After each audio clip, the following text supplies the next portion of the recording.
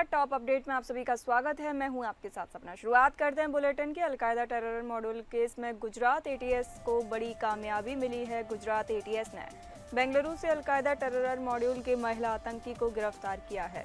कर्नाटक की रहने वाली शमा परवीन अलकायदा का पूरा मॉड्यूल चला रही थी। इस महिला आतंकी को गुजरात एटीएस ने कर्नाटक से गिरफ्तार किया है। इस संबंध में पूछताछ जारी है। 30 साल की शमा परवीन AQIS की मुख्य महिला आतंकी है। गिरफ्तार महिला आतंकी शमा परवीन झारखंड मूल की है, लेकिन फिलहाल बेंगलुरु में रह रही थी। उसका सोशल मीडिया अकाउंट भी रडार पर है।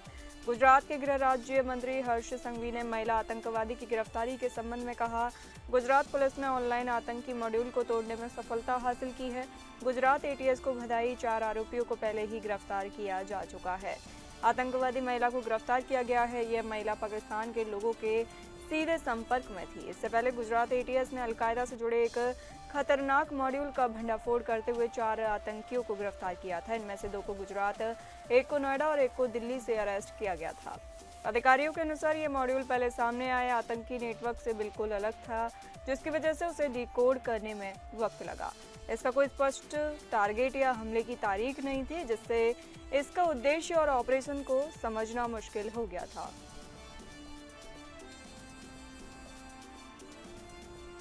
संसद में ऑपरेशन सिंदूर पर चल रही बहस के दौरान दिए गए भाषण में पीएम मोदी ने कहा कि भारत ने कभी किसी तीसरे पक्ष की मध्यस्थता स्वीकार नहीं की और न ही अब करेगा। अमेरिकी राष्ट्रपति डोनाल्ड ट्रंप कई बार दोहरा चुके हैं कि उन्होंने ऑपरेशन सिंदूर के दौरान भारत पाकिस्तान के बीच संघर्ष विराम में भूमिका निभाई थी। केंद्र सरकार पहले भी ट्रंप के दावों को खारिज कर चुकी है और अब पीएम मोदी ने संसद में ट्रंप का नाम लिए बिना इन दावों को निराधार बताया। पीएम मोदी ने लोकसभा में लगभग 2 घंटे का भाषण दिया।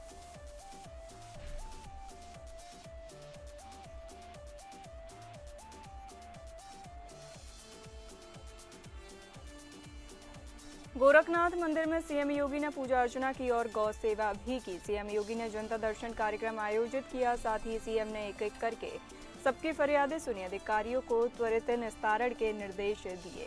पुलिस प्रशासन के आला अधिकारी मौजूद रहे। गोरखपुर में मुख्यमंत्री योगी आदित्यनाथ ने गोरखनाथ मंदिर में जनता दर्शन किया।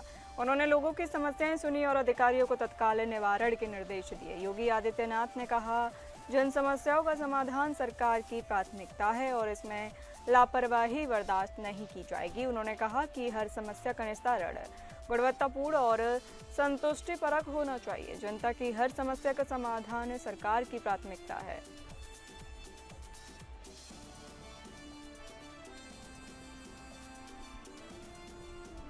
उत्तर प्रदेश जनपद अमरोहा के कैलसा रोड पर नफीस अब्बासी कॉलेज के पास अज्ञात वाहन ने बाइक सवार को टक्कर मार दी। बता दें, अमरोहा देहात थाना क्षेत्र में कैलसा रोड पर नफीस अब्बासी कॉलेज के पास मंगलवार शाम करीब 5:30 बजे स्कूटी सवार युवक का अचानक संतुलन बिगड़ गया, जिससे युवक सड़क किनारे आम बेच रहे एक अस्थायी दुकानदार से टकराया और सड़क पर गिर गया, जहां उसके सिर में गंभीर चोट लग गई। हादसा होता देख आसपास के लोग मौके की ओर दौड़े और युवक को सड़क से उठाकर किनारे ले गए, जहां राहगीरों ने युवक को निजी अस्पताल में भर्ती कराया है। युवक की हालत गंभीर बनी हुई है।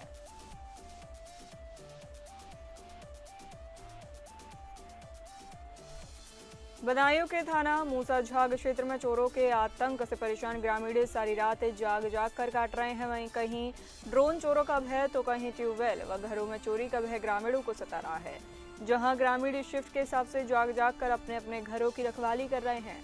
जहां थाना मूसाझाग क्षेत्र के गांव सराय पिपरिया में 5 अज्ञात चोर घुस आए, जिनकी भनक ग्रामीणों को लगी, तो फिर गाँव में भारी शोर शराबे के साथ चोरों को ग्रामीणों ने दौड़ा लिया, जहां एक अज्ञात चोर को पकड़ लिया गया और 4 भागने में सफल रहे। चोर को ग्रामीणों ने पकड़कर जमकर धुनाई कर दी और उसके बाद ग्राम प्रधान पति श्याम बहादुर राठौर ने थाना पुलिस को सूचना दी। सूचना पर पहुंची पुलिस को पकड़ा गया, चोर सौंप दिया, जिसे पुलिस ने हिरासत में लेकर थाने ले गई, जिससे पुलिस पूछताछ कर रही है और भागे हुए उसके साथियों के बारे में भी पता लगा रही है।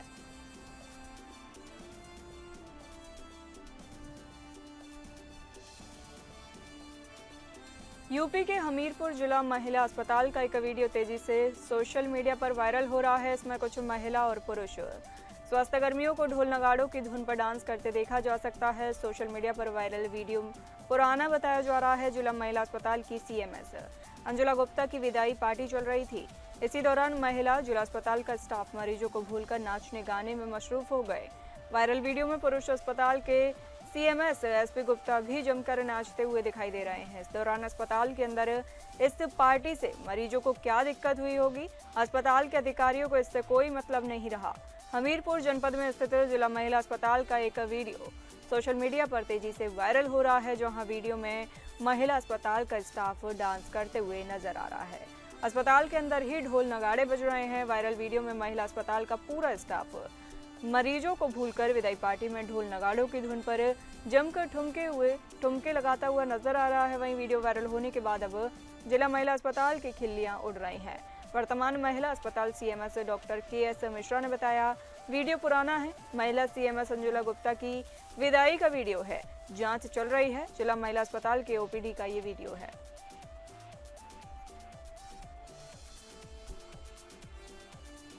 प्रदेश में मानसून के दोबारा सक्रिय होने के बाद ज्यादातर इलाकों में बारिश का दौर जारी है। पूर्वांचल, बुंदेलखंड, आगरा में अच्छी बारिश हुई। मौसम विभाग का कहना है कि बुंदेलखंड और विंध्य क्षेत्र और बृहस्पतिवार से अगले 3 दिन तराई इलाकों में हल्की से मध्यम बारिश के संकेत हैं। गाजीपुर में सर्वाधिक 113 मिमी बारिश हुई। कन्नौज में 88 मिलीमीटर, कुशीनगर में 82 और गोरखपुर में 72.3 बारिश हुई। प्रयागराज, वाराणसी, बिजनौर में भी अच्छी बारिश हुई। मौसम विभाग ने बुंदेलखंड, विंध्य और आगरा क्षेत्र के 18 जिलों में भारी बारिश का येलो अलर्ट जारी किया है। 40 अन्य जिलों में गरज चमक के साथ बिजली गिरने की आशंका है। वरिष्ठ वैज्ञानिक अतुल कुमार सिंह ने बताया कि बुधवार को बुंदेलखंड और विंध्य क्षेत्र में अच्छी बारिश होगी। बृहस्पतिवार से तराई में हल्की से मध्यम बारिश का दौर शुरू होगा।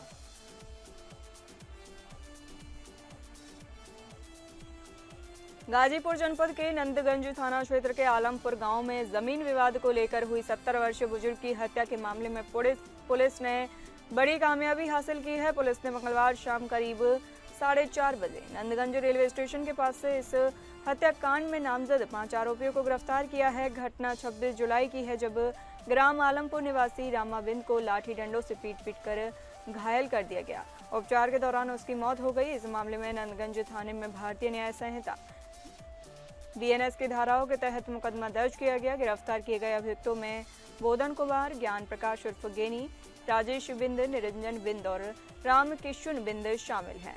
सभी आरोपी आलमपुर गांव के निवासी हैं। पुलिस ने आरोपियों की निशानदेही पर हत्या में प्रयुक्त 4 लाठियां भी बरामद कर ली हैं।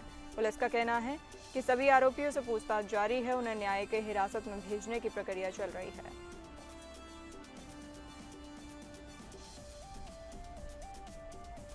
यूपी के फतेहपुर में एक दिल दहला देने वाली घटना सामने आई थी, जिसमें किशनपुर थाना क्षेत्र के एकड़ला गांव के पास दमहा नाले के पास एक महिला का शव पड़े होने की जानकारी पुलिस को मिली। पुलिस द्वारा जांच उपरांत यह तथ्य प्रकाश में आया कि इसी गांव के रहने वाला सर्वेश निषाद के द्वारा इस घटना को अंजाम दिया गया है। पुलिस ने आरोपी को पकड़कर कड़ाई से पूछताछ की और आरोपी ने अपना जुर्म कबूलते हुए बताया कि मुझे शक था कि मृतक महिला द्वारा मेरे पिता को जहर देकर मार दिया गया था, इसीलिए मैंने पहले दारू खरीदी और महिला को पिलाई। जब महिला नशे में हो गई तो उसके सर पर भारी चीज से वार कर दिया और फिर महिला के प्राइवेट पार्ट में हाथ डालकर मांसपेशियां बाहर निकाली, जिससे महिला की मेरे सामने दर्दनाक मौत हो गई। पुलिस के द्वारा साक्ष्य संकलन के लिए आरोपी को मौके की वारदात की जगह पर ले गई तो आरोपी के द्वारा उप निरीक्षक की बंदूक छीनकर पुलिस पर आरोपी ने फायरिंग करने की कोशिश की। पुलिस की जवाबी कार्रवाई में आरोपी के दाहिने पैर में गोली लगी और आरोपी घायल हो गया। आरोपी को उपचार हेतु नजदीकी अस्पताल में भर्ती कराया गया। साथ ही पुलिस ने मौके से आरोपी का मोबाइल व एक जोड़ी चप्पल भी बरामद की है।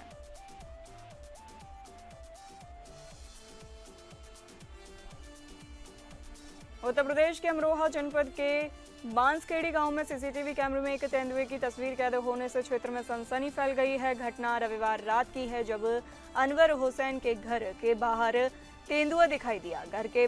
घर में मौजूद उनकी पत्नी और परिवार के सदस्य चौंक गए, लेकिन इस दृश्य को कैमरे में कैद कर लिया गया। अनवर हुसैन के घर के पास ही उनके भाई शाह आलम का मकान है, जो बेंगलुरु में नौकरी करते हैं। रात करीब 10 बजे उनके परिवार की सदस्य रूही ने सीसीटीवी स्क्रीन पर यह खतरनाक दृश्य देखा। तेंदुआ घर के बाहर घूमते हुए दिखाई दिया। घटना के बाद ग्रामीणों में डर का माहौल बन गया। और तेंदुए की तलाश के लिए जंगल की ओर रुख किया गया, लेकिन सफलता नहीं मिली। ग्रामीणों ने वन विभाग से तेंदुए की गतिविधियों पर कड़ी नजर रखने और पिंजरा लगाने की मांग की है। क्षेत्र में तेंदुए के लगातार दिखाई देने से लोगों में दहशत है। वन विभाग ने सक्रियता बढ़ाते हुए इलाके में गश्त तेज कर दी है, लेकिन अब तक कोई ठोस कदम नहीं उठाए गए हैं।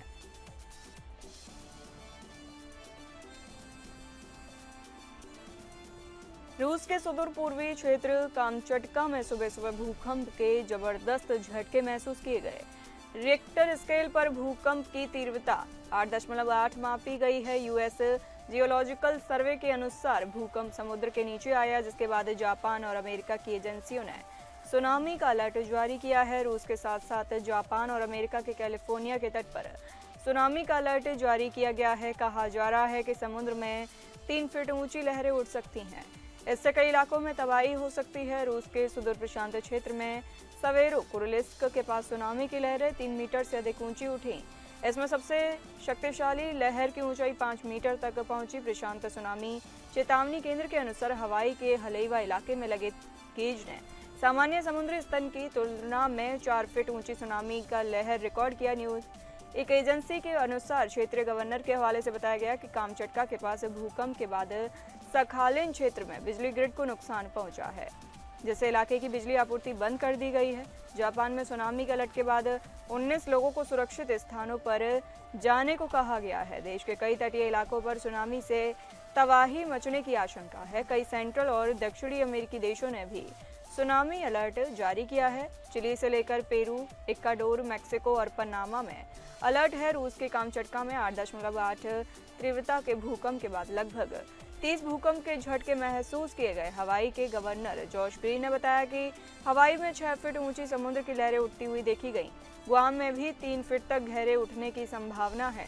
जापान के चिबा में कुजुकुरी समुद्र तट पर सुनामी की छोटी लहरें उठती देखी गईं। जापान के होक्काइडो में सुनामी की चेतावनी जारी किए जाने के बाद लोग इमारतों की छतों पर इकट्ठा हो गए। यूएस सुनामी वार्निंग सेंटर का कहना है कि इक्वाडोर में 3 मीटर से ऊंची समुद्र की लहरें उठ सकती हैं।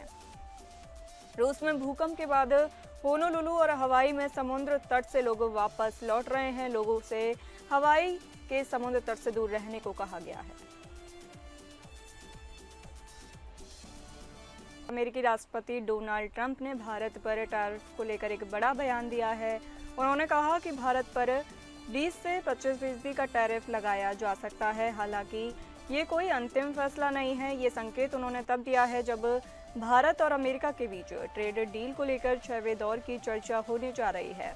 ऐसे में अगर ये टैरिफ लागू होता है तो भारत के कई सेक्टर्स प्रभावित हो सकते हैं। टेक्सटाइल भारत के प्रमुख एक्सपोर्टर्स में से एक है। अमेरिका भारत से कपड़ा और फुटवियर का सबसे बड़ा आयातक देश है। 20 से 25% तक टैरिफ लगने से अमेरिकी बाजार में ये उत्पाद ज़्यादा महंगे हो सकते हैं, जिससे भारत का शिपमेंट से लेकर कारोबार तक प्रभावित हो सकता है। भारत दुनिया के सबसे बड़े डायमंड एक्सपोर्ट करने में से एक है और अमेरिका भारत से बड़ी मात्रा में डायमंड का आयात करता है। टैरिफ लागू होने से ज्वेलरी और डायमंड की कीमतें बढ़ सकती हैं, जिससे भारत से इसकी मांग प्रभावित हो सकती है, क्योंकि अमेरिकी खरीदार भारत के अलावा अन्य विकल्प तलाश कर सकते हैं। इन पर 26 से 27% तक टैरिफ लागू हो सकता है।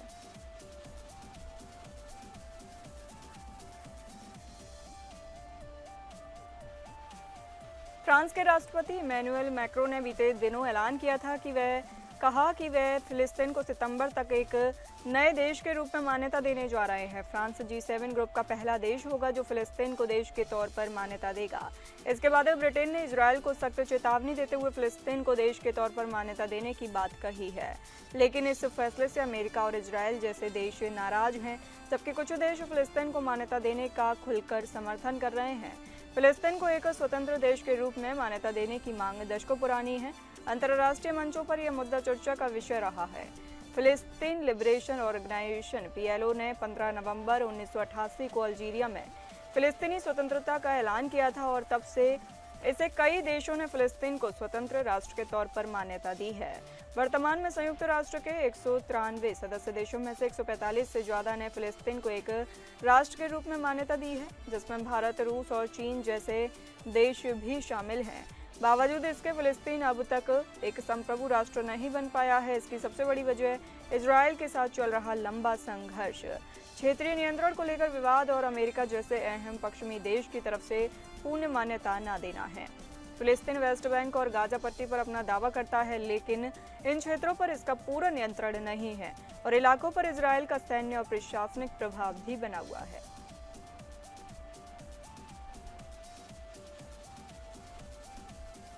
सऊदी अरब की सरकार ने विदेशी नागरिकों और कंपनियों के लिए अपने रियल एस्टेट मार्केट को खोलने का फैसला किया है। नया कानून जनवरी 2026 से लागू होगा। इसके तहत विदेशी इन्वेस्टर्स रियाद, जेद्दा और अन्य इलाकों में प्रॉपर्टी खरीद सकेंगे। यह कदम सऊदी अरब के विजन 2030 का हिस्सा है, जिसका मकसद ऑयल पर निर्भरता कम करना और अर्थव्यवस्था में विविधता लाना है। सऊदी कैबिनेट ने हाल ही में इस नए कानून को मंजूरी दी है, जिसे हाउसिंग मिनिस्टर माजिद बिन अब्दुल्लाह ने रियल एस्टेट सुधारों का अगला कदम बताया। उन्होंने कहा कि यह कानून रियल एस्टेट इन्वेस्टमेंट बढ़ाएगा और इस सऊदी शहरों को ग्लोबल इन्वेस्टर सेंटर बनाएगा। हालांकि मक्का और मदीना जैसे पवित्र शहरों में प्रॉपर्टी खरीद पर प्रतिबंध रहेगा, क्योंकि इनका धार्मिक और सांस्कृतिक महत्व है। इन शहरों में सिर्फ मुस्लिम ही खास शर्तों के साथ संपत्ति खरीद सकते हैं। विदेशी निवेशक सऊदी स्टॉक एक्सचेंज तदावुल पर लिस्टेड रियल एस्टेट कंपनियों में 49% तक शेयर खरीद सकते हैं, जो मक्का और मदीना में प्रोजेक्ट्स डेवलप करती है। रियल एस्टेट जनरल अथॉरिटी 180 दिनों के भीतर उन इलाकों और नियमों की लिस्ट जारी करेगी जहां विदेशी प्रॉपर्टी खरीद सकते हैं। यह सुधार हज और उम्रा जैसे धार्मिक पर्यटन को बढ़ावा देना और 2030 तक $30 बिलियन की इनकम के टारगेट को सपोर्ट करेंगे।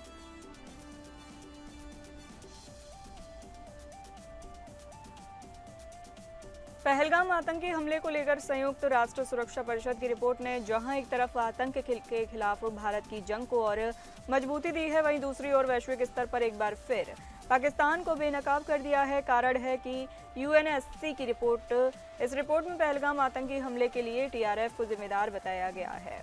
साथ ही इस संगठन का सीधा संबंध लश्कर-ए-तैयबा से भी बताया गया है। जम्मू कश्मीर के पहलगाम में 22 अप्रैल को हुए आतंकी हमले को लेकर संयुक्त राष्ट्र सुरक्षा परिषद ने एक बड़ा खुलासा किया है। इसके तहत यूएनएससी ने एक रिपोर्ट जारी की है। बताया कि इस हमले को द रेजिस्टेंस फ्रंट नाम के आतंकी संगठन ने अंजाम दिया था और इस आतंकी संगठन का संबंध लश्कर-ए-तैयबा से है। इस रिपोर्ट से आतंक के खिलाफ भारत की जीरो टॉलरेंस की नीति को एक नया बल मिलने की संभावना है। वहीं दूसरी ओर ये रिपोर्ट आतंकियों का पनाहगाह पाकिस्तान के लिए अभिशाप बनकर सामने आई है। कारण है कि टीआरएफ और लश्कर-ए-तैयबा के जिक्र से पाकिस्तान को दुनिया भर के सामने एक बार फिर जिल्लत का सामना करना पड़ रहा है। आपको बता दें कि 22 अप्रैल का वो काला दिन जिसे भारतवासी आज भी नहीं भुला पा रहे, जगह था जम्मू कश्मीर का पहलगाम, जहां एक साथ 5 आतंकियों ने वहां मौजूद सभी पर्यटकों पर अंधाधुंध गोली चलानी शुरू कर दी।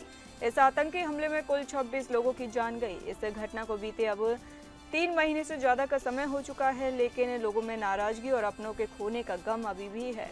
हमले की जिम्मेदारी टीआरएफ ने उसी दिन ली और एक फोटो भी शेयर किया।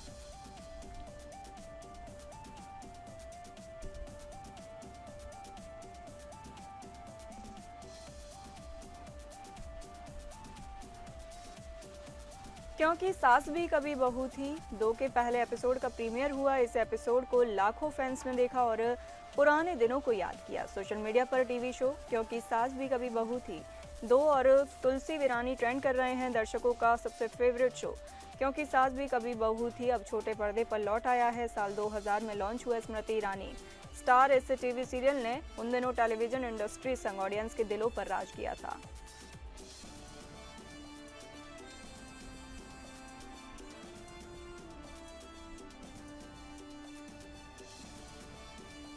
जून में रिलीज हुई सितारे जमीन पर की ओटीटी रिलीज का इंतजार फैन को बेसब्री से है। थिएटर में आमिर खान स्टारर इस फिल्म को जनता का प्यार मिला था। अब इसकी ओटीटी रिलीज को लेकर बड़ी अपडेट सामने आई है। आमिर खान की फिल्म सितारे जमीन पर की ओटीटी रिलीज का इंतजार फैंस को बेसब्री से है। जून में रिलीज हुई इस पिक्चर में आमिर खान को बास्केटबॉल कोच के रोल में देखा गया था। उनके साथ कई दिव्यांग चाइल्ड एक्टर्स ने दमदार परफॉर्मेंस दी। थिएटर में इस फिल्म को जनता का प्यार मिला। हालांकि ओटीटी पर कंटेंट देखने वाली ऑडियंस भी इसका इंतजार कर रही थी। ऐसे में फिल्म को लेकर बड़ी अपडेट आई है। ऐलान किया गया है कि उनकी फिल्म सितारे जमीन पर यूट्यूब पर रिलीज होगी।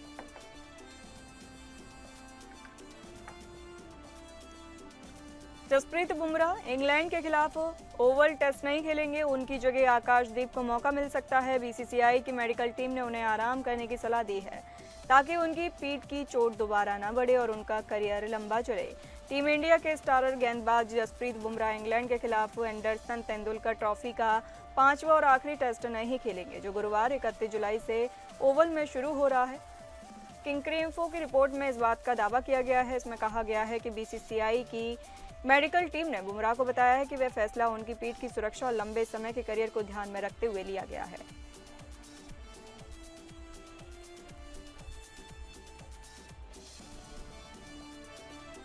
फिलहाल इस बुलेटिन में इतना ही। नमस्कार।